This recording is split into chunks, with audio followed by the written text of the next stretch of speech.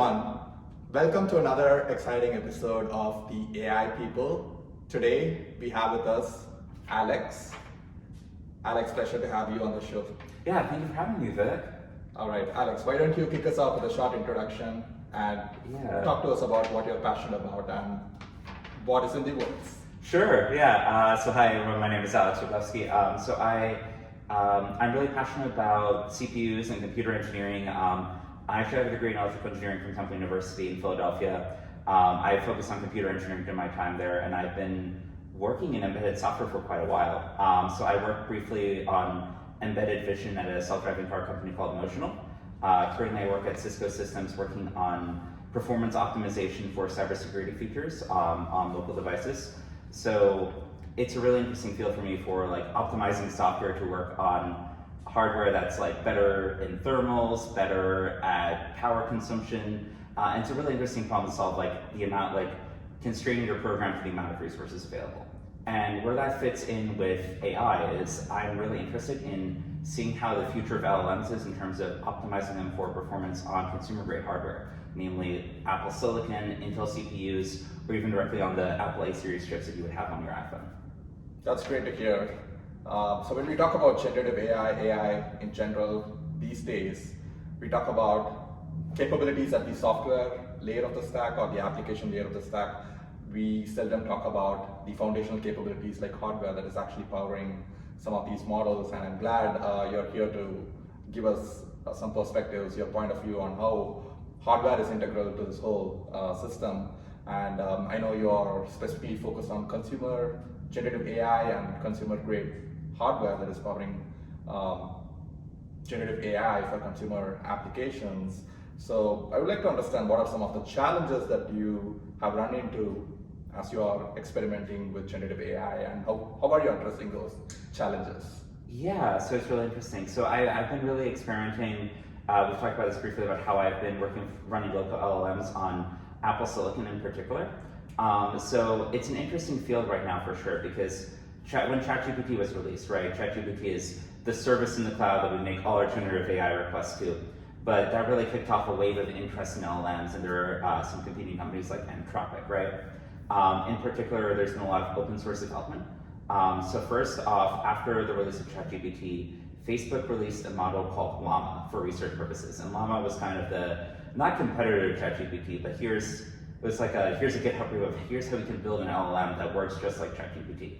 And then open source hackers started building out infrastructure to run inference on just regular old CPUs. There's a fantastic project called llama.cpp, which is an open source project that's effectively just optimizing inference of running these models directly on hardware. And it's really fantastic to see what the open source community has been doing in terms of first running these research models and then adapting, training, and fine-tuning them.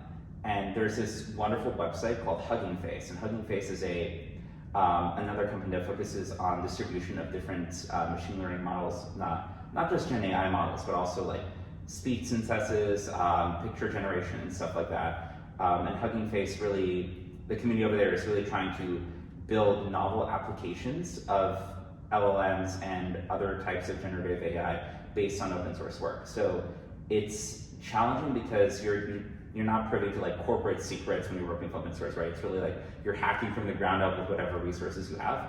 But at the same time, there's a lot of creativity coming into the space despite all of the challenges there. For example, I've seen an LLM that's focused on storytelling, right? That makes as creative and vibrant of a story as possible. You say I want a sci-fi story with these characters, and it's focused on kind of replicating the works of great authors, for example, versus just having a flat monotone AI type voice. So it's really interesting to see how open source development is really adding personality and almost personalization to LLMs in particular. That's great to hear. It seems like in the last 6 months or so, the theme has been the democratization of generative AI through tooling, through developer tools. You mentioned about Hugging Face, which is really enabling a lot of developers to go in and try generative AI models and to be able to rapidly deploy on all the different infrastructure options available. But having said that, I do want to flag the concern that we have here, especially after we are hearing a lot about generative AI models using some of the proprietary content. Like New York Times is currently engaged in a legal dispute with OpenAI, Microsoft, for using their content to train the model. So let me ask you a provocative question. Is generative AI the end of privacy? Is LLMs making privacy enforcement more difficult? Yes and no. So I think inherently all technology will make privacy enforcement more difficult, right? There's an old saying that the only real secure computer you have is you take a laptop, you put it in a lead box, and you seal it up, and then no radio waves can come in and get into it. There's always a way to hack into something. I personally attended DEF CON this year, which is a massive computer hacking everything conference, right? From hacking RFID codes to hacking networks, identifying stuff on your network, and really any piece of technology can be exploited, right? It's just how are we going to make sure that malicious actors don't take advantage of it? Could generative AI be the end of privacy? It really depends on how we use it. But I really think that there are guardrails that we can use, right? And we're already talking about for example, we have legal guardrails such as copyright and trademarks that are supposed to at least help prevent theft of intellectual property. And that's a difficult thing right now with LLMs that just need a ton of training data, scraping the internet, and you have this legal dispute between the New York Times and OpenAI. So it's really difficult to make sure that all the content going to an LLM is really allowed to have been part of that LLM. And if you see, there are some cases where LLMs will just spit out their training data, right? And then you'll just see copyrighted content come out. And also, yeah, you need to validate the source of the data before you use it. So I think it's up to us to make sure that generative AI does not continue to infringe on privacy. Got it. And when I think about generative AI, right, these are large models trained on massive amounts of data. It's going to consume a lot of memory and computation. Can I download? It seems at least if I use a generative AI model locally in my system, I can feel safe, right? So can I download an AI model like ChatGPT, for example, run it locally on my laptop? Yeah, you could, for sure. So yeah, when you're coming to for example, let's take a step back and talk about the privacy concern again, right? If you think about let's say you're opening up ChatGPT and you're decided that you're going to draft an email to your boss about this amazing sale that you've made this past week. And you include some of your client's information, and it's oh, I sold it to Mark at the Sheraton for $135,000, just making up random things here. And that's actually confidential client information. How do you know that that sentence isn't going to end up in somebody else's LLM prompt? You really don't, right? Because when you're going into it, all of these algorithms are effectively a black box, right? So there's this concept of minimizing your threat vectors in cybersecurity. So if you download this model locally and run it on your computer, it will be much safer for you to use because your data isn't actively being shared with a third party. And yes, there are fantastic open source models that you can go ahead and run today on your computer. In particular, there's a company called Mistral based out of France that's doing fantastic work. They've built a 7 billion parameter model LLM. They're kind of cagey about where the data has come from, but they've also licensed it under the Apache license, so anyone can go ahead and use it commercially or resell it. And it's led to a bunch of iterations on their model. And it's not a ChatGPT 4 level, but it'll write hello world for you in various languages. It'll help you summarize your documents. It'll pull out fun facts about different countries if you need them. So it's really you're really starting to see the beginning days of generative AI running on your computer without the need to export to a third party, much more expensive, much more powerful server. Got it. So these models will probably not solve climate issues, but at least will make my life easier exactly. with day-to-day work. And I think there is opportunity for personalization as well, because I can confidently train these models on my information, my behavioral patterns, so that the model can behave more like me, the tone that I carry in communications with people that I work with. So what capabilities do you think is then required to make these local LLMs possible, and on the hardware side of the fence, what is required? Yeah, it's really interesting, right? Because generally the idea is that you need a ton of power, specifically NVIDIA GPUs, right? Ever since the AI boom, you've seen NVIDIA stock just go to the moon, and That's pretty true, right? NVIDIA GPUs are great at training and inference, and if you have an NVIDIA GPU in your computer, you can achieve fantastic results. But you can also use it, run LLMs and run inference on lower spec hardware. So in particular, one of my favorite things to talk about is Apple Silicon.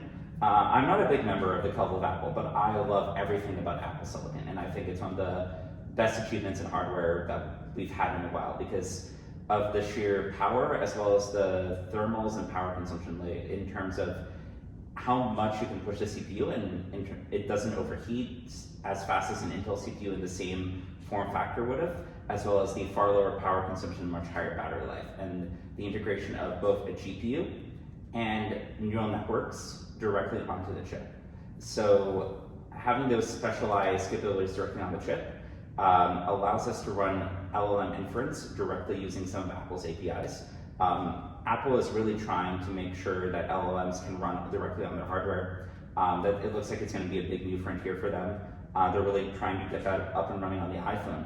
But even right now, you're seeing great performance just running models like Llama or Mistral 7 billion parameter model directly on Apple Silicon and taking advantage of the great capabilities there.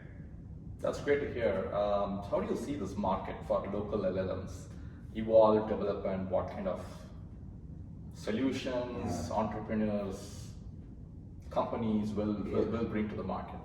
Yeah, so I think you brought up a really great point earlier about personalizing, right? Fine-tuning the LLM to be more like you. So for example, right now, you open up ChatGPT and you say, can you write an email for me to this customer? And every time you open up a new prompt, right, it's going to be a different thing. But for example, if it was fine-tuned to say, like, you work for this specific company and you like to have a warm tone in the beginning, and the second email you like to say, thank you very much at the end, or like just really understanding your digital conversational patterns. That's going to be a big frontier, right? That's a big use case for local LLMs, being able to fine-tune them for yourself and have them be more like a co-pilot, to steal Microsoft's term, right? Directly for you, kind of like a Star Wars droid, right? Like the droid like helping pilot the ship, right? It's like the AI is helping you pilot your life, and by understanding the way you work.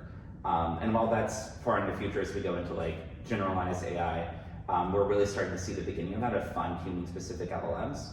And the open source community is actively working on that, and I'm sure OpenAI is actively working on that. You can fine-tune ChatGPT and help do extra training. I'm not entirely sure how the feature works, but it's something that you can pay them to do in order to have like an enhanced API for your specific application.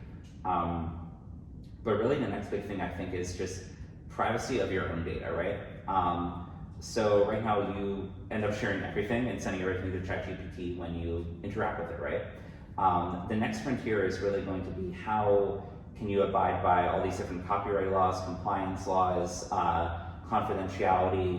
How do you make sure that your data is secure and that you're not feeding them all further?